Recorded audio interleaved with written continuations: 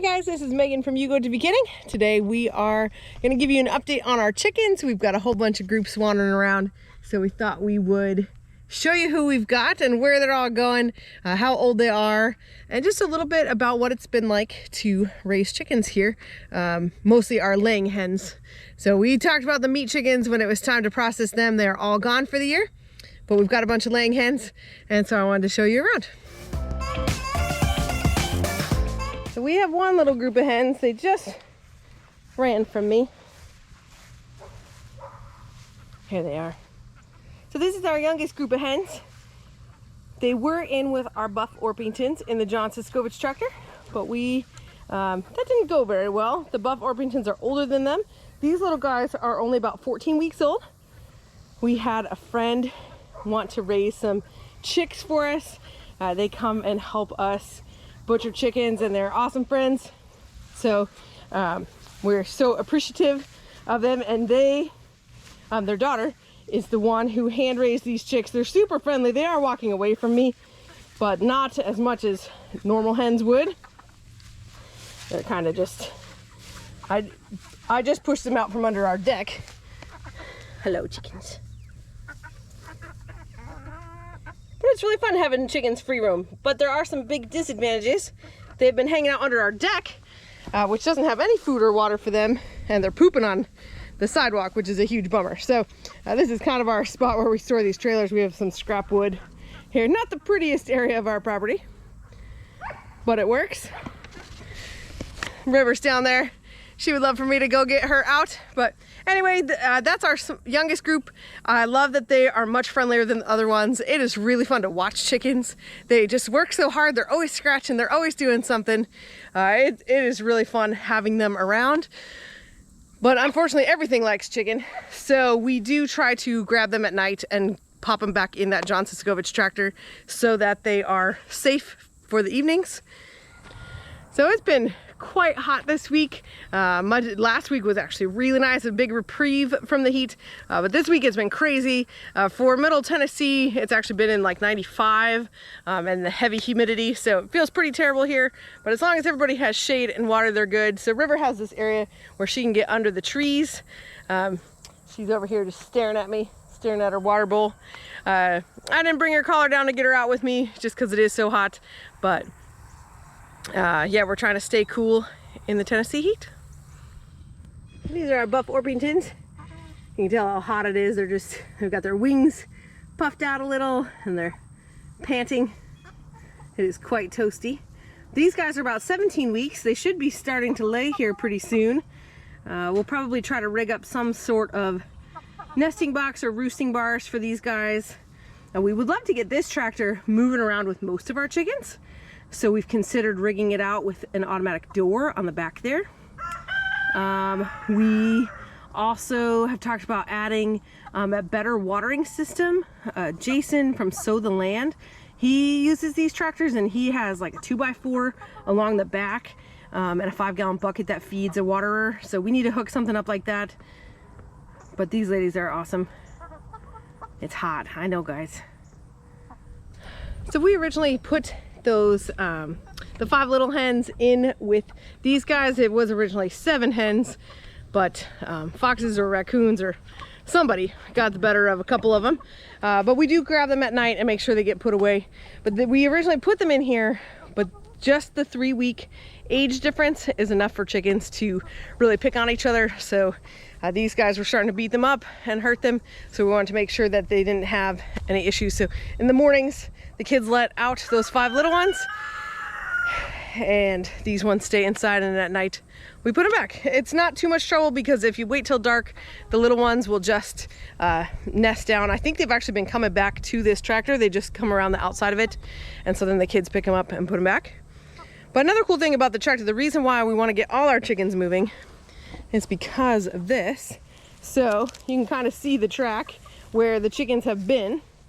It gets moved, the kids move it, so I'm not too concerned about where it goes. And we haven't had rain in a while, so it might actually be worth us coming in and watering some of this. But if you kind of go in the circle, it looks pretty beat up right now, but if you get far enough back where there's been rain, the ground that comes in, the plants that come in after chickens have been on the area is some of the most lush grass. And it's so cool to see. So they've gone all the way. I love that there's like this racetrack of where the tractor has been. It's been all through here, but as it rains and it comes back, it will be awesome. We might even come get some water behind it, but you can see how thick the grass is in between. The sheep and goats are just about set to come back on this ground. And the cool thing about chickens and sheep and goats is they do not share parasites. Sometimes people will say that they do because coccidiosis will affect chickens and it affects sheep, but anecdotally, a whole bunch of farmers I know have mixed the two and never had an issue crossing between the two varieties of animals. So the sheep can get it from goats and goats can get it from sheep, but I've never seen it actually going from chicken to goats. So we're sticking to that. We haven't had any issues personally.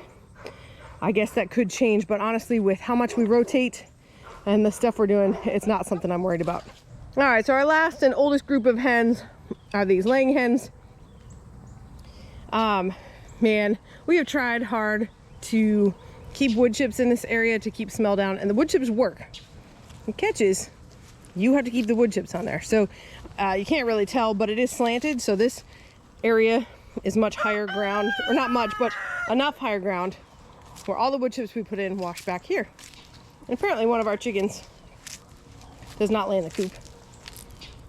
And this is actually a rooster who gets himself out and gets himself back in every day, which is a pain in the rear.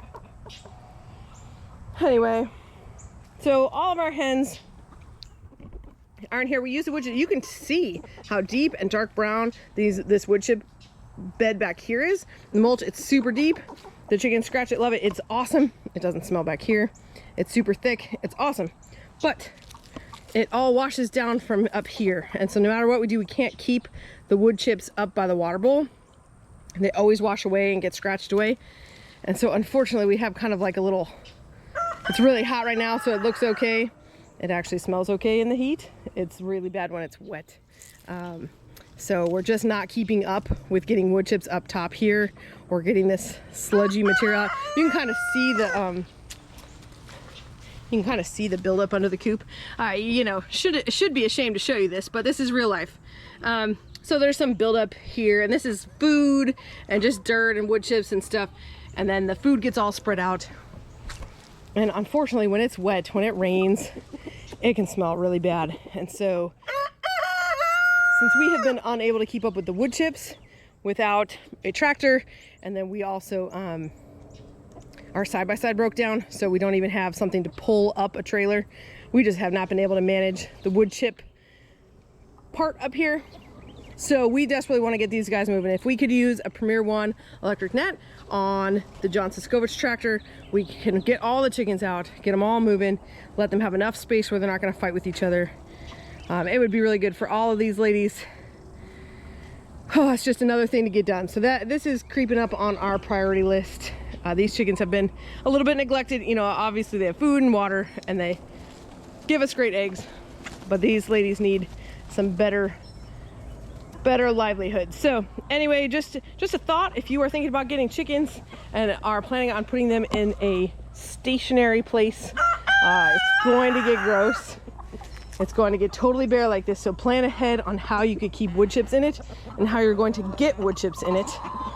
I think we could do better, but I think we're also kind of at the point that without a tractor, we just need to do something different than rely on wood chips. So anyway, these are the big guys. We're right here next to the garden. So let me show you what's going on in the garden. I just came out here. It's been super hot. Caleb's being a goober. But look at our poor cucumbers. We have been so blessed. This year has been so good. We've gotten so many.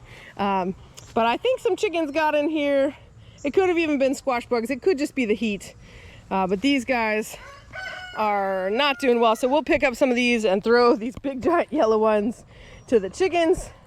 There are a few hiding in there that might not be too bad. My guess is with the heat that they'd be pretty bitter. But our nasturtium is doing well. The tomatoes we need to come harvest some. You know, it's the end of the season. It's August, it's late August. We're just tired. And I don't know if people talk about that all the time. Gardening is fantastic, I love it, but it's exhausting and it's hot. I don't want to be out here. So anyway, we've got work to do. Our sweet potatoes are in here somewhere. Whew. We're gonna have to dig them out, but honestly, it's no big deal to leave them. And then we can really kind of almost come weed eat this and then be able to get the sweet potatoes out from under it. Our elderberries have a bunch on them. That's doing really well for us. And I see the carrot all there, dried out seeds ready to get spread, but I've got to get these sweet potatoes out of here. The peppers are not doing too bad. They don't seem to mind the heat, but I think I probably should try to get them some water in the next day or two.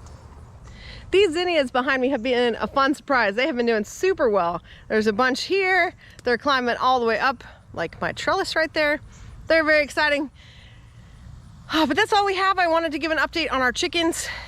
They've been good to have. I mean, the eggs are fantastic. We even sell our eggs to keep up with food and hay costs, and that has been a huge help. But chickens are gross. So just be prepared if you have stationary chickens, that you need to manage the manure. If you have mobile chickens, you just need to manage predators and keeping stuff away from them. So we've done both over the years, and we really are leaning more towards mobile, but that requires energy. So we move all the other animals, and so moving chickens too just adds another thing to our plate. But it's worth it.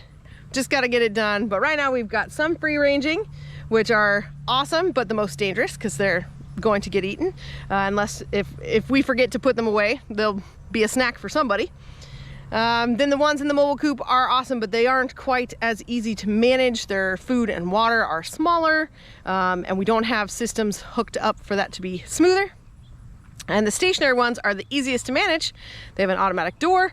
Their food and water bowls are much larger, easier to manage, but their quality of life and health take a toll because they're stuck in one spot. So all things to think about if you are getting chickens. We'd love to hear any tips or tricks or anything that you want to know about chickens. But thanks for watching. We'll see you next week.